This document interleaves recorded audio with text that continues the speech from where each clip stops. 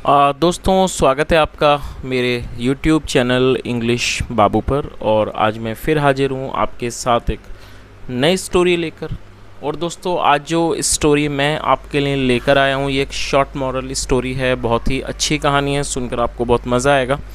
उसके अलावा इस स्टोरी में आपको कुछ नए इंग्लिश के वर्ड मीनिंग सीखने को मिलेंगे, उनकी करेक्ट प्रोनाउंसिएशन के बारे में पता चलेगा। और दोस्तों हमेशा की तरह जो इसका ग्रामर का पार्ट है उसे बिल्कुल डिटेल में कवर करेंगे, तो एक एक स्ट्रक्चर को आप बहुत आसानी से सीख पाएंगे। तो चलिए दोस्तों आज की इस कहानी को हम शुरू करते हैं। और सबसे पहले कहानी का टाइटल देखते हैं।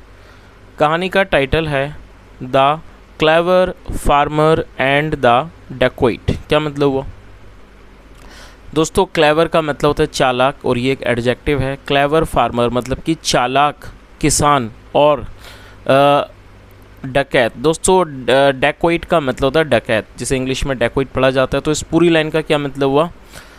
चालाक किसान और डकैत। तो दोस्तों ये आज की इस कहानी का टाइटल है, शीर्षक है। और अब मैं इसे पढ़ना शुरू करता हूँ। आपसे रिक्वेस्ट है आप कहानी को बिल्कुल ध्यान से सुने, और यदि आज की स्टोरी में आपको कोई नया वर्ड या फिर नया स्ट्रक्चर मिले तो आप उसे ज़रूर नोट करें। और उसके अलावा यदि आपको आज का वीडियो पसंद आए, अच्छा लगे, तो आप इसे लाइक भी ज़रूर करें। तो चलिए इसको शुरू करते हैं। One night a farmer was returning home from a cattle fair। क्या मतलब हुआ दोस्तों? ये जो वाक्य है ये पास्ट कॉन्टिन्यूस का वाक्य है। जब हम पास्ट कॉन्टिन्यूस में कोई वाक्य बनाते हैं तो वहाँ वॉज या वर्ब का प्रयोग हेल्पिंग वर्ब के रूप में किया जाता है, साथ में वर्ब की फोर्थ फॉर्म लगाई जाती है। और आपको ये चीज़ याद रखनी है, जब आपका subject I, he, she, it या फिर सिंगुलर नाउन होगा तो आपको वॉज का प्रयोग करना है। और यदि आपका सब्जेक्ट वी, यू, दे या फिर प्लूरल नाउन होगा तो आपको वर्ब का प्रयोग करना होगा। और उसके अलावा आपको वर्ब की फोर्थ फॉर्म का प्रयोग करना है। वर्ब की फोर्थ फॉर्म आप कैसे बनाएंगे? वर्ब की फर्स्ट फॉर्म के साथ आपको आईएनजी ऐड करना है, तो वो आपकी वर्ब की फोर्थ फॉर्म बन जाएगी। तो इस लाइन का क्या अर्थ हुआ? वन नाइट एक रात, अ फार्मर एक किसान, वॉज रिटर्निंग होम घर वापस लौट रहा था, फ्रॉम मतलब से, फ्रॉम आ कैटल फेयर। दोस्तों कैटल फेयर का मतलब होता है पशु मेला, तो आप इस वर्ड को नोट कर लीजिए। तो कहाँ से लौट रहा था? पशु मेला से। तो इस पूरी लाइन का क्या अर्थ हुआ? One night a farmer was returning home from a cattle fair, मतलब एक रात एक किसान पशु मेले से घर लौट रहा था। और दोस्तों कैटल फेयर से आप समझ ही गए होंगे, आपने देखा होगा अक्सर गांव वगैरह में पशु मेले लगते हैं जहां पर किसान वगैरह जाते हैं और जो उनके काम के जो भी पशु वगैरह होते हैं, गाय बैल वगैरह, वो लोग वहां से ख़रीदते हैं। तो इस तरह के जो मेले होते हैं उन्हें इंग्लिश में कैटल फेयर कहा जाता है। चलिए अब मैं उम्मीद करता हूँ आप इस वर्ड का मीनिंग को अच्छे से समझ गए होंगे। आगे देखिए। He bought a buffalo from there. दोस्तों ये जो वाक्य है ये पास्ट इंडेफिनिट का अफर्मेटिव वाक्य है। और जब हम पास्ट इंडेफिनिट में कोई भी अफर्मेटिव का वाक्य बनाते हैं तो हमें वहाँ पर वर्ब की सेकंड फॉर्म का प्रयोग करना होता है। बाय का मतलब होता है खरीदना, और सेकंड फॉर्म है बॉट, BOUGHT। तो क्या अर्थ हुआ? He bought a buffalo from there. उसने, फ्रॉम देयर मतलब कि वहाँ से, एक भैंस खरीदी। बफलो मतलब भैंस। तो पूरी लाइन का क्या मतलब हुआ कि उसने वहाँ से एक भैंस खरीदी। As he passed through a forest a dacoit came in front of him. दोस्तों ये भी हमारा पास्ट का ही अफर्मेटिव वाक्य है। और आप देखेंगे ज़्यादातर जो कहानियाँ हैं वो पास्ट इंडेफिनिट में ही रहती हैं। और जब हम पास्ट इंडेफिनिट में कोई भी वाक्य बनाते हैं तो वहाँ जब हम अफर्मेटिव का वाक्य बनाएंगे तो सेकंड फॉर्म का ही प्रयोग किया जाता है। दोस्तों पास थ्रू का मतलब होता है कहीं से होकर गुजरना। तो आप इस वर्ड को नोट कर लीजिए। जैसे मान लीजिए कोई व्यक्ति है वो जंगल के बीच से होकर गुजर रहा है तो उसके लिए पास थ्रू लगाया जाएगा। तो पास थ्रू का सीधा मतलब ये है कि कहीं से होकर गुजरना, किसी के रास्ते से होकर गुजरना। तो इस लाइन का क्या अर्थ हुआ? एज जैसे कि ही पास्ड थ्रू अ फॉरेस्ट, मतलब वह एक जंगल से होकर गुजरा। आ डैकोइट came in front of him. दोस्तों कम की सेकंड फॉर्म केम, तो क्या अर्थ हुआ कि एक डाकू उसके सामने आ गया। इन फ्रंट मतलब सामने, केम इन फ्रंट ऑफ हिम मतलब एक डाकू उसके सामने आ गया। He had a thick stick in his hand. दोस्तों ये जो वाक्य है इस वाक्य में हैड का प्रयोग किया गया है, और साथ में यहाँ पर देखिए हेड के बाद कोई वर्ब नहीं है। तो इसका मतलब ये है कि ये जो वाक्य है ये हमारा पास्ट का पजेसिव वाक्य है। तो पजेसिव का मतलब क्या होता है? जब आप पास्ट में ये दिखाना चाहते हैं कि किसी के पास कुछ था, तो इस तरह के जो वाक्य हैं वो पजेसिव के वाक्य कहलाते हैं। और यदि ये वाक्य पास्ट में हो तो इस तरह का वाक्य पास्ट पजेसिव वाक्य कहलाता है, जहाँ पर आपको हैड का प्रयोग करना होता है हेल्पिंग ऑफ के रूप में, और साथ में जो भी वस्तु हो उसे आपको मेंशन करना होता है। तो इस लाइन का क्या अर्थ हुआ, he had a thick stick. Thick stick मतलब मोटी लाठी। He had a thick stick in his hand मतलब कि उसके हाथ में एक मोटी लाठी थी, मोटी लाठी थी। ही सेड उसने कहा, hand over all that you have. दोस्तों हैंड ओवर का मतलब होता है हवाले कर देना। तो उसने क्या कहा कि hand over all that you have मतलब जो भी आपके पास है वो मेरे हवाले कर दो। The farmer got scared and gave his money to the dacoit. क्या मतलब हुआ। और दोस्तों ये भी पास्ट का अफर्मेटिव वाक्य है। यहाँ दो वर्ब हैं तो छोटे छोटे इसको करके ट्रांसलेट कर लेते हैं। पहले इस वाक्य को देख लीजिए, द फार्मर गॉट स्केयर्ड। दोस्तों स्केयर्ड एडजेक्टिव है जिसका मतलब होता है डर जाना, भयभीत हो जाना। अब आपको यहाँ दूसरी बात क्या समझनी है, अब आप देखेंगे कि यहाँ पर गेट का प्रयोग किया गया। इसका क्या रीज़न है। रीज़न ये है दोस्तों कि ये जो वर्ड है स्केयर्ड ये एडजेक्टिव है जिसका मतलब होता है डरा हुआ, भयभीत हुआ। और जब आप इसको वर्ब के रूप में प्रयोग करना चाहते हैं तो आप डायरेक्टली इसको यूज़ नहीं कर सकते, आपको एक सपोर्टिंग वर्ब का यूज़ करना होगा। तो आप इस चीज़ को याद रखें और चाहें तो नोट भी कर लें कि जब आप कोई भी एडजेक्टिव को वर्ब के रूप में प्रयोग करना चाहते हैं तो आपको एक सपोर्टिंग वर्ब का प्रयोग करना होगा। और इसीलिए यहाँ पर सपोर्टिंग वर्ब के रूप में गेट का प्रयोग किया गया है। और जैसा आप जानते हैं ये पास्ट इंडेफिनिट का अफर्मेटिव वाक्य है, इसलिए गेट की सेकेंड फॉर्म का प्रयोग किया गया है। तो क्या मतलब हुआ इस लाइन का, द फार्मर गॉट स्केयर्ड मतलब कि किसान घबरा गया, मतलब किसान घबरा गया कह सकते हैं, किसान डर गया। And gave his money to the dacoit, और ये गिव की सेकंड फॉर्म है, and gave his money to the dacoit. His money मतलब अपने पैसे, और उसने अपने पैसे डाकू को दे दिए। तो इस पूरी लाइन का क्या अर्थ हुआ कि the farmer got scared and gave his money to the dacoit मतलब कि किसान घबरा गया और उसने अपने पैसे डाकू को दे दिए। चलिए आगे देखिए, as he turn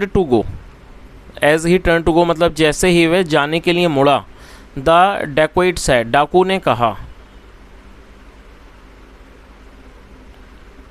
give me the buffalo too. क्या अर्थ हुआ।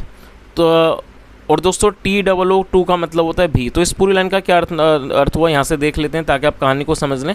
As he turn to go the dacoit said मतलब जैसे ही वे जाने के लिए मुड़ा, डाकू ने कहा, give me the buffalo too मतलब मुझे भैंस भी दे दो।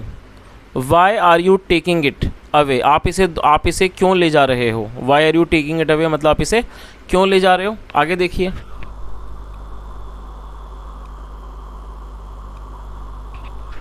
The farmer handed over the buffalo's rope to the dacoit. और दोस्तों जैसे मैंने ऊपर आपको बताया था हैंड ओवर का मतलब होता है किसी के सुपुर्द कर देना, हवाले कर देना, और सेकंड फॉर्म है इसकी हैंडेड ओवर। तो आप इसको नोट कर लीजिए। और यहाँ बफलो के बाद एपिस्ट्रोफी एस है जिसका मतलब होता है का के की। जब आप किसी नाम या व्यक्ति के साथ कुछ भी जोड़ना चाहते हैं तो आप एपिस्ट्रोफी एस का प्रयोग वहाँ करते हैं और साथ में नाउन एडजेक्टिव जो भी हो लिख देते हैं। तो क्या अर्थ हुआ, बफलोज रोप का मतलब हुआ बफलो मतलब कि भैंस की रस्सी, रोप मतलब रस्सी होता है।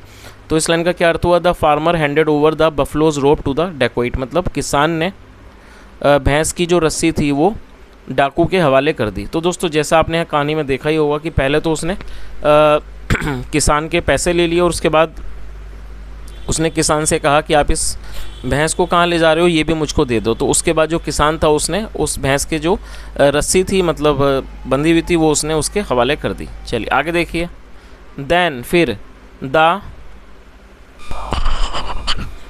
फार्मर सेड फिर किसान ने कहा, you have taken everything of mine. दोस्तों इस वाक्य में हैव के साथ वर्ब की थर्ड फॉर्म का प्रयोग किया गया। ये प्रेजेंट परफेक्ट का वाक्य है। प्रेजेंट परफेक्ट का मतलब होता है वर्तमान में किसी भी क्रिया का पूरा होना, पाए जाना। तो जब हम प्रेजेंट परफेक्ट में कोई भी वाक्य बनाएंगे तो वहाँ पर हैज़ या हैव का प्रयोग हमें करना होता है हेल्पिंग वर्ब के रूप में, साथ में वर्ब की थर्ड फॉर्म लगाई जाती है। यदि आपका सब्जेक्ट आई, वी, यू, दे या फिर प्लूरल होगा तो आपको हैव का प्रयोग करना है। और यदि आपका सब्जेक्ट ही, शी, इट या फिर सिंगुलर नाउन होगा तो आपको वहाँ पर हैज़ का प्रयोग करना होता है। तो रूल के अकॉर्डिंगली यहाँ पर सब्जेक्ट यू है तो यू के साथ हैव का प्रयोग किया गया, साथ में थर्ड फॉर्म लगाई गई है। टेक का मतलब लेना, थर्ड फॉर्म में टेकन। तो उसने क्या कहा, फार्मर ने क्या कहा, you have taken everything of mine मतलब तुमने मेरी हर चीज़ ले ली है। Can you give me your stick क्या तुम मुझे अपनी लाठी दे सकते हो। चलिए आगे देखिए,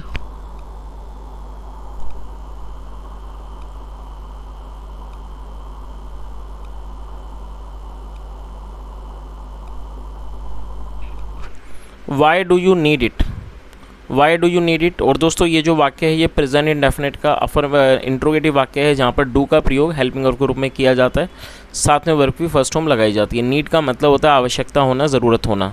तो उसने क्या कहा, why do you need it the dacoit ask, मतलब डाकू ने पूछा why do you need it, मतलब आपको इसकी ज़रूरत क्यों है।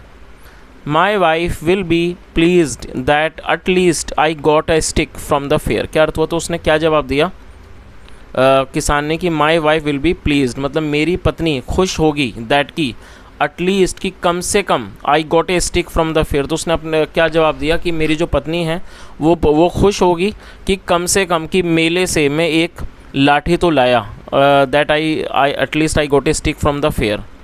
The dacoit gave the stick to the farmer, और जो डाकू था उसने किसान को वो gave the stick to the farmer, किसान को लाठी दे दी।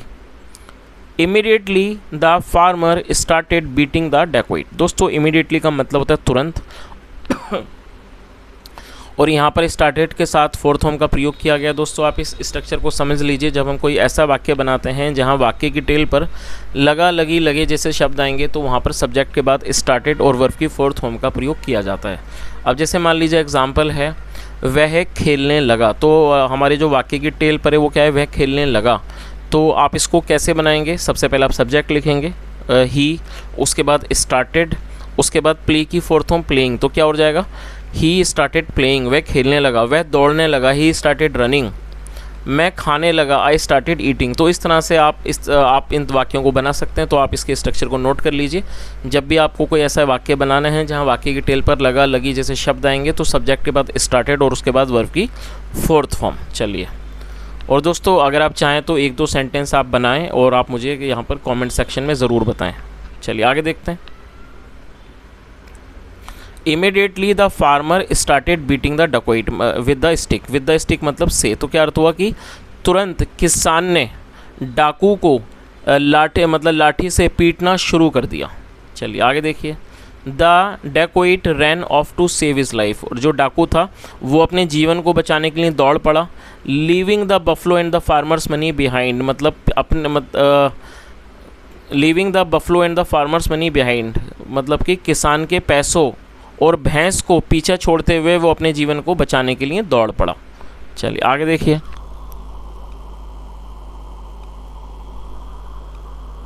सो इसलिए the farmer save himself and his belongings too, इस तरह से जो किसान था उसने अपने आप को भी बचा लिया और जो उसकी बिलोंगिंग्स थी, बिलोंगिंग्स का मतलब होता है सामान, जो उसकी वस्तुएं थी, सामान था, उसने उसको भी बचा लिया। चलिए दोस्तों अब कहानी का मॉरल भी एक बार देख लीजिए।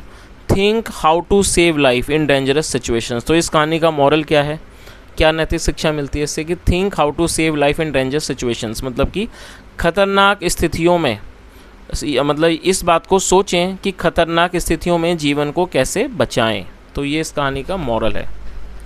तो दोस्तों मैं उम्मीद करता हूँ कहानी आपको अच्छी लगी होगी और आपने ज़रूर कुछ नया सीखा होगा। यदि ऐसा है तो आपसे रिक्वेस्ट है, do like this video and share this video with your friends, and try to share this video with those people who are looking for such channel, those who are looking to learn English and translation, because these type of videos can be very helpful for them.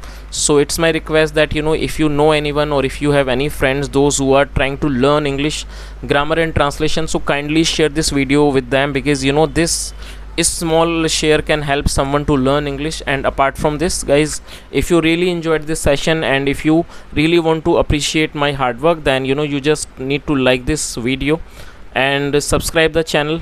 And apart from this guys, if you really want to give me any type of suggestion or any feedback, you are most welcome. You can do that in the comment section, so that you can give me any suggestion by which we can also improve the quality of such videos, so that it can be more productive for you. And thank you so much for listening. Have a nice day and bye.